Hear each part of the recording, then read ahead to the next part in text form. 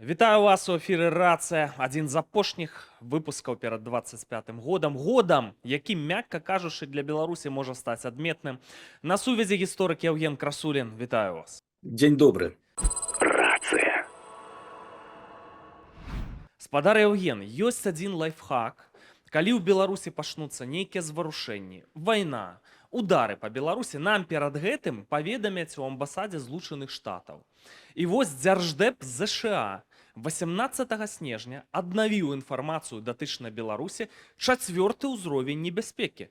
Сур'ёзна, на адным узроўні з такімі краінамі, як Афганістан, як Украіна, Цэнтральна-Афрыканская Рэспубліка, Ірак, і вось Беларусь. Да чаго гэта, што яны ведаюць, я спрабаваў высветліць, мне не ўдалося. Як вы лічыце, што там прадбачаць амерыканцы?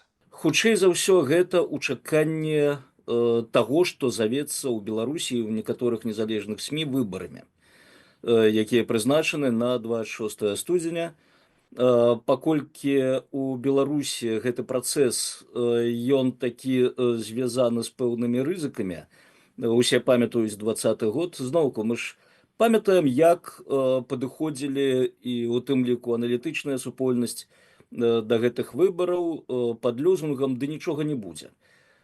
Тым не менш, зноўку, тое, што адбылося, самыя смелыя, скажем так, меркаванне пераўзышло, і тут, магчыма, амерыканцы якраз і страшацца, што будуць нейкія, можа, правакацыі з боку рэжыму, дзеля таго, каб гэты працэс зрабіць для самога рэжыму меней рызыкоўным, больш прадказальным, скажем так. Могуць быць, скажем, меркаванне, што беларусы ўсё ж такі пойдуць на пратэсты. Праўда, зноўку тут няма ніякіх даследаванняў, якія бы гэта пацвярджалі.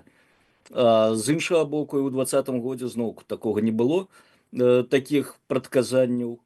Расейцы дапамаглі, па-мойму.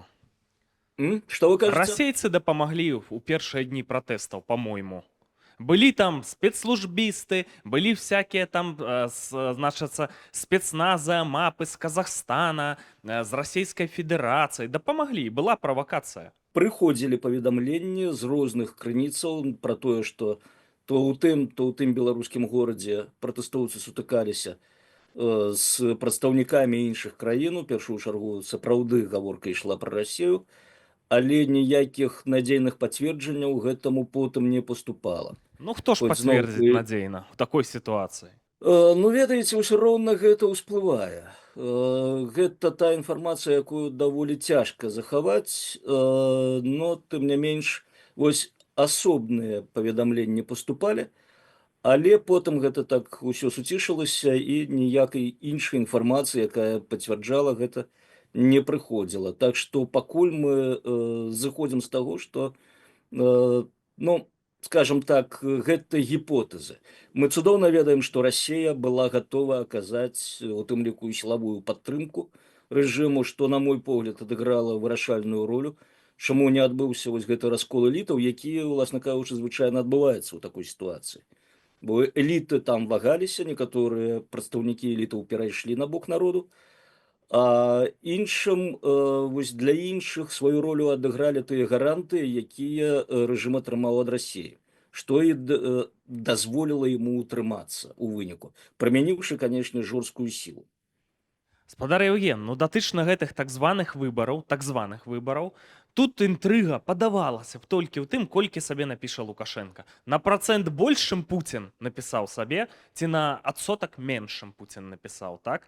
Тым не менш, так усё прадказальна, што можа быць непрадказальна. Зрэшты, 10-й год, здавалася б, усё будзе там шыта-крыта. Мы помнім, што здарылася ў выніку фінансавы крызіс, тэракты трэба было праводзіць. 20-й год мы памятаем, што адбылося, так? 2006 год неспакойна было. Спадар Яўген, чаго вы чакаеце, што зараз можа адбыцца? Па-мойму, толькі Расіі можа быць выгадна, толькі Расія здольная штосьці там у Беларусі арганізаваць, нейкія правакацыі. Ды не, чаму толькі Расія? Поле зачышчана абсалютна. людзі ж беларусы ж не камікадзе, каб зараз тут ісці нейкія рабіць зварушэнні. Ды яшчэ калі твая краіна пад стратэгічным кантролем Крамля. Ну які разумны чалавек сёння на нешта падобнае пойдзе, на што ты будзеш разлічваць? Хто цябе можа падтрымаць? Ну калі у любы момант Пуцін можа ўвесці разгвардыю Беларусі все ў крыві патапіць. Ну, ось зноўку вы тут апелюеце да розуму, а у тым ліку ў палітыцы, а тым больш у жыцці людзей розум не заўжды адыгрывае вядучую ролю. І далёка не заўжды ён з'яўляецца тым, скажем так, крытэрыумам, на які людзі азіраюцца ў сваіх дзеяннях, у сваіх выбарах. Такое ўражанне нам спрабуюць скласці, што ў краіне людзі перагарнулі старонку, там усё забылі, сышлі ў свае прыватныя жыцці, галоўнае вось выжыць там. Насамрэч, у тым ліку пад ціскам і такой інфармацыі людзі могуць зрабіць самы розны выбар і могуць прадэманстраваць зноўку і сабе і іншым, што не, мы нікуды не сышлі, мы не бросілі барацьбу, мы будзем змагацца. Вось якой бы неразумнай гэтая барацьба і бесперспектыўнай ім не падавалася. Но зноўку гісторыі такога было даволі шмат, калі людзі ішлі на, падаецца, неразумныя паступкі, а пры гэтым гэта ўсё потым раскручвалася ў даволі такую, ну, скажем так, ну, доўгі ланцуг падзеяў, які прыводзіў у тым ліку і да падзення рэжымаў, і да войнаў, і гэтак далей. Так што тут я б усё ж такі чакаў чагосьці з боку амерыканцаў, на месцы амерыканцаў, не тое, што збоку. І, магчыма, амерыканцы штосьці такое чакаюць, ці нечаканыя дзеянні з боку прадстаўнікоў беларускага грамадства, ці, можа, гэта нават болей імаверна, нейкія правакацыі з боку рэжыму. Менавіта рэжыму, наўрад ці Масквы, хаця, я думаю, калі рэжым пойдзе на нейкія правакацыі, гэта будзе не без папярэдніх кансультацыяў, канешне, з Масквой. Шаноўная публіка, што вы думаеце, ці ўнутры Беларусі нешта такое рыхтуецца, каб людзі збіраліся кудысьці выходзіць, змагацца ў такой сітуацыі, як сёння спадар Яўген, а якія можам правесці гістарычныя аналогіі, што вось нейкія такія імпульсіўныя адбываліся дзеянні у сітуацыі, вось як у Беларусі сёння, так, каб нешта выбухнула і прывяло да падзення рэжымаў. Нешта прыгадаеце? Ведаеце, ну, уласна кажучы, вось тое, што мы называем арабская весна, гэта ж пачыналася з імпульсіўных таксама выступленняў. Там у некаторых краінах гэта пачыналася з асобных актаў, асобных людзей. Напрыклад, там спроба самаспалення гандляра, які ну, быў даведзены да адчаю вось гэтымі прадстаўнікамі мясцовага рэжыму. У Тунісе. Так, у Тунісе. Абсолютно верно. І гэта прывяло, уласна кажучы, вось да гэтых масавых пратэстаў. І, дарэчы, заўважым, у Тунісе народ здолеў не ўзяць у рукі зброю, і ў выніку Туніс, ну, скажем так, перайшоў да мірнага развіцця, нягледзячы на праблемы, на тое, што вось гадкоў 5 таму там зноў былі масавыя пратэсты. Но тым не менш, там няма такога жаху, як, напрыклад, мы назіраем у Лібіі, ці у той же Сірыі. І, уласна, краіна пасля вось гэтых мірных пратэстаў, якія прымусілі папярэдні рэжым сысці, гэта ўсё прывяло да таго, што краіна перайшла, ну, да больш-менш стабільнага развіцця. Без грамадзянскіх войнаў, без сотень тысячаў ахвяраў, без мільёнаў бежанцаў і без вялікіх разбурэнняў.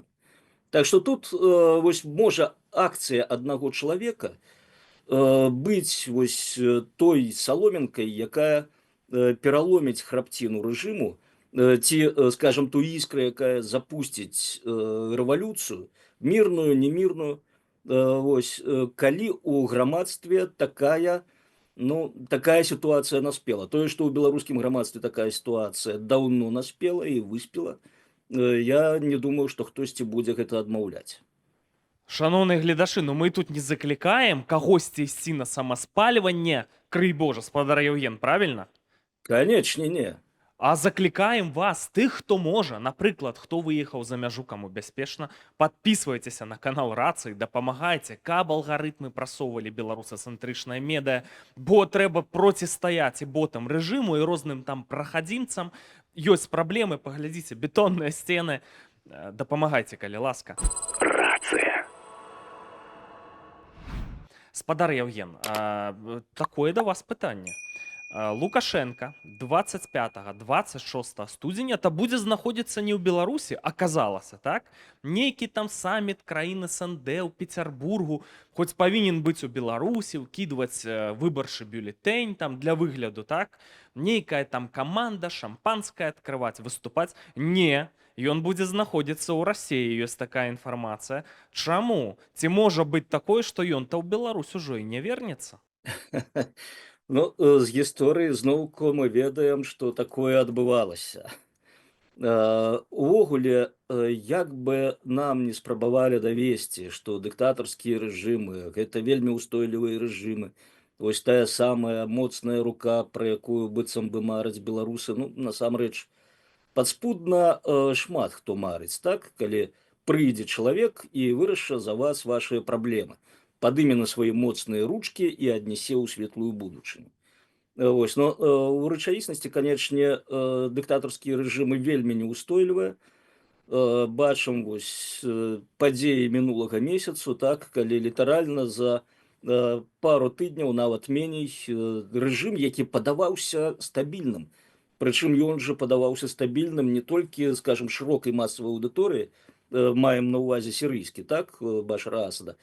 Ён падаваўся не толькі шырокай аўдыторыі, ён падаваўся і замежным палітыкам цалкам. Вось яны думалі, што ўсё, Башар Асад перамог у гэтай грамадзянскай вайне, што ён прымусіў, скажем так, прызнаць сваю ўладу, ну, хаця б над значнай часткай тэрыторыі, хоць краіна і была збольшага падзеленай. І вось тут гэты нечаканы наступ адной групоўкі, падтрыманай больш шырокай кааліцыяй, ну і турэчнай, канечне. І у выніку вось некалькі дзён і рэжым паў. І такіх сітуацый у гісторыі таксама было даволі шмат. За некалькі дзён да гібелі Муамара Гаддафі таксама ягоныя набліжаныя абвяшчалі, што прэзідэнцтва Гаддафі будзе пажыццёвым. Ну, тут яны, канешне, не памыліліся, но яны відавочна не мелі на ўвазе вось тую развязку, якая чакала гэтае прэзідэнцтва. Цікавая таксама заканамернасць. У сувязі з Сірыяй яе заўважылі таксама. У Сірыі былі выбары ў 21 годзе апошнія, і там больш за 90% получыў Башар Асад. Шмат хто з дыктатараў за некалькі год, а за некалькі месяцаў да свайго падзення таксама дэманстравалі шалёныя лічбы сваёй папулярнасці сярод электарату. Там той же, напрыклад, Альфреда Строснер у Парагваі, ён за паўгады да падзення свайго рэжыму атрымаў там 90% падтрымкі сярод насельніцтва. Што паказвае, што, ну, канечне, гэтыя выбары абсалютна не рэпрэзентатыўныя, ніякай сацыялогіі, чыста ўсё узятыя са столя лічбы. І тут таксама ў беларускім выпадку вось тое, што ідуць дыскусіі, а колькі ён сабе намалюе. Слухайте, ну гэта ж несур'ёзныя дыскусіі, так, якая розніца, колькі ён сабе намалюе. Я нават думаю, што чым вышэй лічбу ён сабе намалюе, тым хутчэй адбудзецца падзенне ягонага рэжыму. Вось я для сябе такі індыкатар паставіў унутраны. Вось калі ён вырашыцца больш за 90% намаляваць, ну, вось тады, зноўку, гэта не зусім рацыянальна, гэта хутчэй вось так па аналогіях з іншымі падобнымі рэжымамі. Вось калі больш за 90%, 25 год будзе, уласна кажучы, апошнім годам гэтага рэжыму. Вось, но я ўсё ж таки думаю, што там будзе ў раёне 80. Ну, карацей, я не думаю, што ёсць сэнс гадаць. Увогуле абмяркоўваць гэтыя лічбы. Ну і тое, што ён будзе адсутнічаць у краіне ў гэты дзень, ну, таксама лягічна, так. Ён, як і амерыканцы, памятае падзеі 20-го году, ведае, што беларусы могуць здзіўляць, і ён, канешне, вельмі не хацеў бы, каб гэтае здзіўленне было для яго нейкім такім драматычным, не хачу казаць смяротным, канечне, но скажем, каб яно скончылася ну, недзе ў камеры на вядомым усім акрэсціна ці яшчэ дзе-небудзь. Таму ён думае, што лепш быць як Башару Асаду ў Маскве, чым як ну, іншым вядомым персанажам у вядомых месцах. Спадар Євген, не ведаю, ці звярнулі вы ўвагу, на мінулым тыдні быў візіт у Аман і Аб'яднаныя Арабскія Эміраты. Тавараабароту з гэтымі краінамі лічыце, што няма. Што ты там рабіў? Тым больш з Віктарам, так? Кіраўнік Нацыянальнага алімпійскага камітэта, алімпіяды ў Дубаях не праводзяцца і гэтак далей. І вось яны паехалі. А все ведаюць, што ў Аб'яднаных Арабскіх Эміратах ёсць актывы сям'і Лукашэнкі. Існуе гіпотэза, што грошы яны захоўваюць у Аб'яднаных Арабскіх Эміратах і гэтак далей. І вось за месяц да выбараў яны тэсціруюць свой Боінг, пусцяць, не пусцяць, даляціць, не даляціць. Праблемы ж з дальнімі пералётамі. Боінг пад санкцыямі. Боінг праверылі. Туды зляталі, актывы праверылі, трошкі адпачылі. Ну для чаго яны баяцца? Я думаю, што хутчэй за ўсё, вось гледзячы на двор, што там адбываецца за вакном з надвор'ем, чаму б не з'ездзіць на пачатку зімы у цёплую краіну, адпачыць крышачку. Вось рэкрэацыйныя мэты, вакацыі. Я думаю, што хутчэй за ўсё першая мэта была такая. Ну, можа, заадно там што-небудзь праверыць, тыя ж рахункі. Вось, зноўку, не факт, што яны там менавіта, не факт, што ўсе яны там. Так што тут я б у першую чаргу ставіў на тое, што гэта адпачынак быў. Вельмі падазроны адпачынак за месяц да гэтых выбараў, так? Шаноўныя гледачы, ну а як вы думаеце, ці плануе тут сямейка, ці рыхтуецца яна да сцэнара сярод іншых, кудысьці там у Аб'яднаныя Эміраты зляцець назаўжды? Напішыце, калі ласка, у каментарах. Толькі калі вы знаходзіцеся ўнутры Беларусі, то з каментарамі асабліва не шчыруйце, гэта можа кепска скончыцца.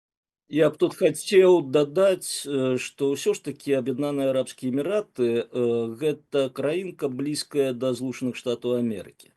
Нягледзячы на ўсе тыя праблемы, якія за апошнія часы ўзніклі паміж імі, гэта не такі надзейны прытулак, як, напрыклад, ну, Падмаскоўе. Там, дзе ўжо дачны пасёлак, як мы ведаем, вырас даволі значны, ну, метафарычна дачны пасёлак, з былых калегаў Александра Григорыча. Вось там, канечне, ён быў бы у больш, скажем так, у большай бяспецы, калі казаць у, скажем, ну, у катэгорыях там міжнародных крымінальных судоў, міжнароднага пераследу і гэтак далей. Праўда, ну, Падмаскоўе таксама можа апынуцца не самым спакойным месцам. Вось, но ўсё роўна для Лукашэнкі за апошнія часы шарык зямны зрабіўся даволі маленькім. І тут могуць знайсці паўсюль. Так што нават цяжка ўявіць, дзе б ён адчуваў сябе у бяспецы. Я думаю, якраз дзе-небудзь у Гаазе гэта было б самае бяспечнае месца. Хоць зноўку лёс Мілошавіча не сведчыць пра гэта. Спадар Євген, ну ви сказали зараз ключову рэч, по-моему, так, што Аб'яднаныя Арабскія Эміраты краіна з кантактамі са Злучанымі Штатамі. І вось глядзіце, які ў нас цікавы ланцужок пасля таго, як выбралі Трампа. Адразу ж сустрэча з Аліевым. Аліев і Трамп таварышы, як не дзіўна, хоць Аліев уже таксама дыктатар. Так, там будавалі ў Баку, ну не Трамп Тауэр, там інакш гэта называецца, будынак гэтага гатэлю, так? Ну і напэўна ж ён пагаварыў: Ільхам, давай можа і з Эрдаганам, я свой, калі ўсё павернецца в іншы бок, я пад парасончык Трампа, пагаварыце. Потым ён ляціць у Пакістан, таксама краіна ў пакістанцаў, такія ўстойлівыя кантакты са Злучанымі Штатамі. Пры гэтым тавараабароту зноў-такі з Беларусі амаль няма. 50 мільёнаў даляраў у год, просто пыл, просто нішто. Лукашенко ведае, што на гэтага шарыфа будзе, канешне, выходзіць Трамп у кантэксце Трэцяй сусветнай вайны. Пакістан, краіна з ядравай зброяй. Краіна, якая ні туды, ні сюды, пятая па насельніцтве ў свеце, будуць на іх выходзіць амерыканцы, і там Лукашенко пагавары. Потым ён у Амане, і ў Аб'яднаных Арабскіх Эміратах пагаварыць, ведае нешта Лукашенко рыхтуецца, такое маё меркаванне. Фактор Трампа, так, ключавы фактор. Як вы думаеце, датычна вот этих размоваў пра замарозку вайны? Но это ж параза Украины, по сутнасці. Замарозка вайны, страцілі тэрыторыі, параза з захада, небяспека ў будучаму, вось зла ўмацавалася. Кітай з Расіяй у стратэгічным хаўрусе так выглядае, так? Пагроза захаду, пагроза Злучаным Штатам, не павінна быць замарозкі, павінныя быць іншыя сцэнары. Эканамічная дэстабілізацыя Расіі, у тым ліку пры дапамозе вось гэтага нафтавага важаля, так? Ну і трэба нанесці расейцам стратэгічную паразу на тэрыторыі Украіны. Тое, што не зрабілі ў 22 годзе, жудасная стратэгічная памылка. А ўсе гэтыя сцэнары ляжаць праз Беларусь, таму што Беларусь вельмі важная краіна ў стратэгічным сэнсе, так? Для Пуціна проста вот ключ да гібелі Пуціна ляжыць у Беларусі. Ну, што будзе рабіць Трамп і ці зашэпіць Беларусь, як вам падаецца вось у 25 годзе? У Трампа ёсць адна рыса, якая не дазваляе зрабіць надзейны прагноз. Гэта ягоная непрадказальнасць. Прычым адзін дзень ён можа быць упэўненым у слушнасці вось такога чынніка і ўчынку, а ў наступны дзень у яго могуць быць ужо процілеглыя думкі. У Трампа ёсць адна вельмі небяспечная рыса. Гэта вера, што ўсе складаныя праблемы можна вырашыць хутка і з наскоку. Памятаем, год таму пра перамовы ўвогуле гаворка не ішла. Гэта катэгарычна адвергалася. А цяпер вось за гэты год неяк ўсё ж такі запусцілі гэты наратыў у масавую свядомасць і свядомасць палітыкаў таксама. Пераканалі, што баявым вось гэтым ваенным шляхам Расію не перамагчы. Толькі дыпламатыя, толькі стол перамоваў. Зноўку, што Расія магутная, што трэба вось тут на гэтым месцы замірацца, ну а потым як-небудзь. Вось галоўнае пазбегнуць трэцяй сусветнай вайны. Толькі вось няма зноўку адказу, так, на тое пытанне, якое мы ўсе трымаем і ў галовах, і ў наратывах і гэтак далей. Калі Расія вось спыніцца цяпер, і за ёй застануцца тэрыторыі акупаваныя з 14 году, то гэта будзе безумоўна перамога Расіі. І гэта будзе безумоўна прыпаднесена Расіі, насельніцтву Расіі як вялікае дасягненне, трыумф. Зноўку, канешне, пасля гэтага насельніцтва Расіі не будзе патрабаваць, што ўсё хопіць, спыняемся на гэтым, не. У нас же застаецца яшчэ вялікі кавалак Украіны, у нас застаецца яшчэ далучэнне Беларусі, вось. Цэнтральная Азія потым можа ўсплыць, зноўку не можа ўсплыве абавязкова. Так што гэта, ну, усё мы праходзілі ў 30-х гадоў минулага стагоддзя, што агрэсара са ступкамі не спыніш. І вось тут зноўку пытанне, а як такім чынам Трамп хоча пазбегнуць трэцяй сусветнай вайны, калі ён, наадварот, імкнецца ўхваліць агрэсара. Вось і ўсе, канешне, думаюць, ну, ўсё ж такі Трамп кіраўнік вялікай краіны, вядучай краіны свету. Магчыма, у яго ёсць нейкія рычагі, каб спыніць Пуціна. Вось спыніць хаця б на гэтых рубяжах, каб ён далей не ішоў. Ёсць сур'ёзнае, скажем так, меркаванне, што гэта ілюзія. Ну, немагчыма такім чынам спыніць Пуціна, як і любога агрэсара. Так што вось што чакаць ад Трампа і, адпаведна, ад наступнага году, пакуль усе ў вельмі такім напружаным стане сядзяць і не могуць казаць. Зразумела, што перамены будуць. У які бок яны будуць, пакуль цяжка прадказаць. Ну, можа быць, давайце амерыканцам падкажам, што не трэба Пуціна спыняць, Пуціна трэба знішчыць, а Беларусь трэба, каб яе не было ў расійскай арбіце, так? Не было нападаў на Сувалкаўскую прастору, на Польшу, не было паходаў на Кіеў з беларускай тэрыторыі, і рэжыму Пуціна тады будзе канец, так? Не трэба дапусціць сітуацыю анексіі Беларусі разам з гэтымі захопленымі тэрыторыямі, што будзе як перамога прыпаднесена. І гэта будзе для Расіі перамога, а далей чакайце, шаноўныя заходнія палітыкі Тайваня, чакайце новых нападаў на еўразвяз, чакайце ахвяраў чалавечых якія будуць вымярацца мільёнамі. І зараз усё гэта можна вырашыць. Дарэчы, да амерыканцаў пачало даходзіць, так, вот гэтае відавочнае стратэгічнае пытанне датычна Беларусі. Адна з самых важных тэрыторый. Джон Болтон, экс-высокапастаўлены чыноўнік Трампа, даваў інтэрв'ю «Зеркалу», беларускаму парталу, і сказаў, што паглядзіце на карту, паглядзіце на Беларусь, на яе стратэгічнае становішча, наколькі яна важная. Я спадзяюся, што ў іхных вайсковых і стратэгічных экспертаў, што да іх пачынае даходзіць, што трэба дзейнічаць, і дзейнічаць трэба зараз. Спадар Яўген, сёння вы ўжо казалі пра сяброў Александра Рыгоравіча, так, як яны сышлі ў нябыт, што іх не стала, некаторых толькі ў палітычным сэнсе не стала. Я хачу прабегчыся ў экспрэс-фармаце з навуковага пункту гледжання. Вось Лукашенко, ён ужо здзейсніў рэпрэсіі ўнутры краіны, так, генацыд разгарнуў натуральны, так. Быў знешні напад на Украіну.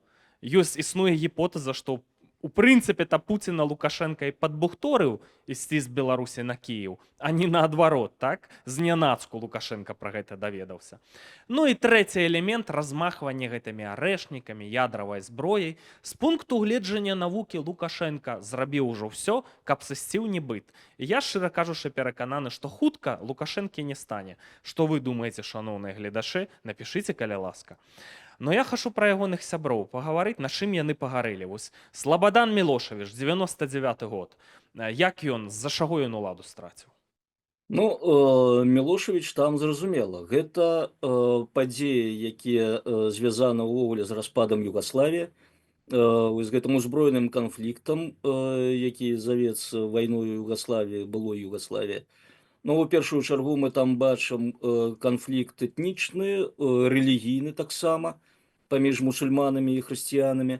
Ну і, канечне, вось калі браць асноўныя такія падзеі, якія, уласна кажучы, прывялі Мілошавіча да падзення ягонага рэжыму, гэта дзеянні сербаў супраць баснійскіх мусульманаў і гэта дзеянні супраць Косава.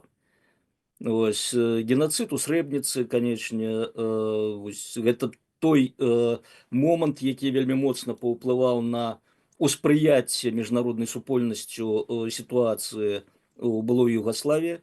І, уласна кажучы, гэта шмат у чым паўплывала на выспяванне вось гэтага меркавання, што тагачасны сербскі рэжым ён мусіць быць ліквідаваным.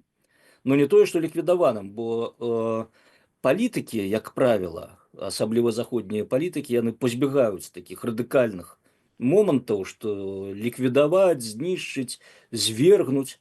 Нават калі пачалася вайсковая інтэрвенцыя краін НАТО і іхніх саюзнікаў у Лібіі, гэта сакавік 11-го году. Можа, зноўку нехта памятае, бамбардыроўкі пачаліся. Там усё пачалося з таго, што закрылі нябёсы для палётаў. Ну і потым пачала дзейнічаць авіяцыя вось гэтай міжнароднай кааліцыі для нанясення ўдараў па вайсковых аб'ектах, па тэхніцы, па дыслакацыі, ну, па тэхніцы ў першую чаргу, якая несла пагрозу мірнаму насельніцтву.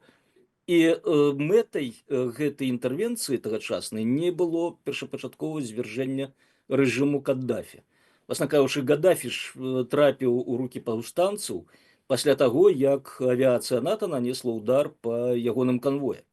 Авіацыя НАТО не ведала, што гэта за канвой, проста яна бачыла вось гэты канвой узброеных аўтамабіляў і вырашыла, што гэты канвой нясе небяспеку для мірных жыхароў. Нанесла ўдар, ну і потым гэта ўсё прывяло праз некалькі гадзін да гібелі вось гэтага самага Гаддафі. Вось давайце, ведаеце, прыгадаем яшчэ адзін генацыд 90-х гадоў. Гэта генацыд у Руандзе. Думаю, таксама памятаюць гэтыя падзеі. Там у руандыйскай канстытуцыі цяперашняй, дарэчы, гэты момант запісаны. І там запісана, што больш за 1 мільён чалавек было забіта. Хаця па падліках даследчыкаў таксама там недзе 600-800 тысячаў загінула. Вось прыкладна, дарэчы, колькі падчас сірыйскай вайны. І быў адзін з арганізатараў, но яго лічаць арганізатарам вядучым гэтага генацыду, гэта Теанеста Багасара. Вось ён паўстаў перад міжнародным трыбуналам па Руандзе і яму далі пажыццёвае зняволенне. А потым гэтае пажыццёвае зняволенне скасцілі да 35 год. І ён бы мог выйсці на свабоду, так, у нас 24, ну, праз 3-4 гады ён бы мог выйсці на свабоду, бо ён мог прасіць аб змягчэнні пакарання праз свой узрост, но ён памёр. Ось, а так мы бачылі арганізатара генацыду, магчыма, які выходзіць на свабоду вось праз гэтую сістэму юрыдычную, прававую. І ведаеце, гэта куды лепей, каб ён выйшаў, чым, напрыклад, бачыць яго ў той жа сітуацыі, што і Муамара Гаддафі. Бо вось такія расправы над дыктатарамі, якімі крывавымі яны не былі, вось як паказвае гістарычная практыка, яны зусім не вядуць краіну да шчасця. Рацыя. Ну, бачыце, з Саддамам Хусейнам, сябрам Лукашэнкі, больш цывілізавана выйшла, чым з Муамарам Каддафі. Каддафі забілі на капоце пікапа, а Саддама Хусейна там судзілі ў Іраку, павесілі яго цывілізавана. Як вы думаеце, там нармальна ўсё скончылася? Бо штосьці яны таксама зараз у спісах дзярждэпа, у таксама можа, не трэба 4-й было узровень вешаць? небяспекі. Можа, вешаць не трэба было. Бо зноў смерць яна нараджае толькі новыя смерці. Што мы бачым на прыкладзе і Лібіі і прыкладзе таго ж Іраку. Хоць у нас некаторыя вераць, што там за одну ноч усё было вырашана амерыканскай інтэрвенцыі. Не, там дагэтуль праблемы вялікія. Ось. І зноўку не ведаю, наколькі гэта сапраўды заканамерна, но калі наступны рэжым распраўляецца вось так з папярэднім рэжымам, з лідарам папярэдняга рэжыму, як правіла, спакою ў краіне не будзе. Зноўку давайте вернемся у пачатак 90-х у Афганістан, дзе Савецкі Саюз вельмі шмат нарабіў чаго злога дзеля лёсу і будучыні гэтай краіны. І там талібы расправіліся з Наджыбулой, тагачасным кіраўніком. Прынесла гэта спакой і мір людзям Афганістану. Вось. Яны адчулі, што справядлівасць адноўлена у выніку гэтай акцыі. Ну, штосьці мне падказвае, што не. Тое ж самае, дарэчы, можна казаць і пра цяперашні рэжым у Дамаску. Таксама, хоць яны, я думаю, вывучылі вельмі уважліва, заканспектавалі лёс і рэжыму талібаў, і ісламскай дзяржавы, і іншых падобных груповак, і у выніку яны прыйшлі да высновы, што ну, трэба быць белымі і пушыстымі, прынамсі звонку. Што яны цяпер дэманструюць усяму свету, і ўвесь свет так, не тое, што ў захапленне, но так з цікаўнасцю глядзіць на гэтых людзей. Но ўсё роўна у іхніх, скажем так, прынцыпах закладзены вось гэты аўтарытарызм, закладзены, ну, пакуль яшчэ невялікі, но дэманструюць кадры з расправамі з прадстаўнікамі папярэдняга рэжыму, тэрарызм, то бок, прысутнічае, як бы Аль-Джуляні не спрабаваў давесці, што ўсё, мы не такія, мы змяніліся, мы мірныя людзі, гуманныя. Вось усё роўна гэта прарываецца, і зноўку, паколькі ў падмурку гэтага рэжыму лежыць вось гэты аўтарытарны складнік, то там таксама паход, эвалюцыя гэтага рэжыму ідзе не да добра, а хутчэй вось да таго, што будзе і з талібамі. Уласна кажучы, той шлях, які праходзіць і рэжым Лукашэнкі, і ўсе іншыя дыктатарскія рэжымы. Шановныя гледачы, калі вы ў Беларусі нешта такое задумалі, вы ўжо з Александром Рыгоровичам не так жорстка, як здарылася з ягонымі сябрамі, з Каддафі, з Хусейнам, але ведаеце, штосьці дакладна назравае. Вот это паведамленне Дзярждэпа ЗША звычайна у штосьці выліваюцца, і хочацца спадзявацца, што падзеі, якія ў 25-м годзе здарацца, все-таки для Беларусі яны не будуць звязаныя з 4-м узроўнем небяспекі, але ва ўсявышняга свой план. Спадар Яўген, шчыра вам дзякуй за ўдзел. Дзякую вам, но тут я, на жаль, крышачку ваш аптымізм попсую. Як правіла, пасля такіх папярэджанняў з боку амерыканцаў нічога добрага не адбываецца. Пра гэта і размова. Мгм. Спадар Евген, ну жыве Беларусь! Жыве вечна.